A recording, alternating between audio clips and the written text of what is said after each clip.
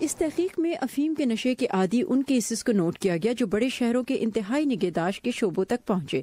اس study کی ایک مصنفہ doctor Jennifer Steven نے وائس آف امریکہ سے بذریعہ اسکائپ بات کرتے ہوئے کہا، یہ دل دہلا دینے والے کیسز ہیں۔ ان میں سے اکثر ادھیڑ عمر لوگ ہیں جن کے والدین ہیں، بچے ہیں اور بہت سے چاہنے والے مختلف لوگ ان کی زندگیوں کا حصہ ہیں، اور ان میں انتہائی تشویشناک حالت میں آنے والوں کی تعداد بڑھ رہی ہے۔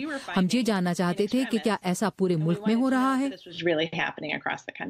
اور ایسا ہی نہیں، انہیں پتہ چلا کہ 2009 اور 2015 کے دوران یہ کیسز 34% بڑھ گئے ہیں۔ جن ہسپتالوں کا اسٹیون نے سروے کیا وہ تمام ہی بڑے شہروں میں ہیں، اور وہ خبردار کرتی ہیں کہ دیہی علاقوں میں یہ کہیں زیادہ ہو سکتے ہیں۔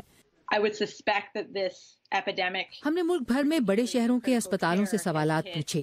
یہ وہ اسپتال ہیں جو ایسے مریضوں کی نگہداشت میں سب سے آگے ہیں۔ میرا خیال ہے کہ یہ وبا خصوصاً چھوٹے اور دیہی علاقوں کے اسپتالوں کے انتہائی نگہداشت کے شعبوں تک بھی پہنچ چکی ہے، اور وہاں اس کا زیادہ زور ہے۔ اور یہ اس مسئلے کا دوسرا رخ ہے۔ نشے کے عادی مریضوں کے علاج کے خرچ میں 50% اضافہ، یعنی 2009 میں $58,000 سے بڑھ کر 2015 میں $100,000 تک پہنچ گیا ہے۔ علاج کے خرچ میں اضافے کو دیکھتے ہوئے اس وبا کے بڑھنے کا اندازہ لگایا جا سکتا ہے۔ جینیفر سٹیون کہتی ہیں کہ نشے کے کرائسس کی وجہ سے ڈاکٹرز پوری طرح ان مریضوں کی مدد کرنے سے قاصر ہیں۔ اس کے باوجود کہ ہم اپنی صحت کے نظام میں بہت کچھ کر سکتے ہیں، بہت سے لوگ اوور ڈوز اور پیچیدگیوں کے باعث مر رہے ہیں۔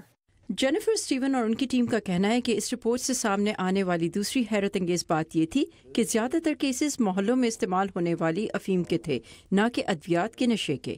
کیون اناک کے ساتھ صبا شاہ خان، اردو VOA۔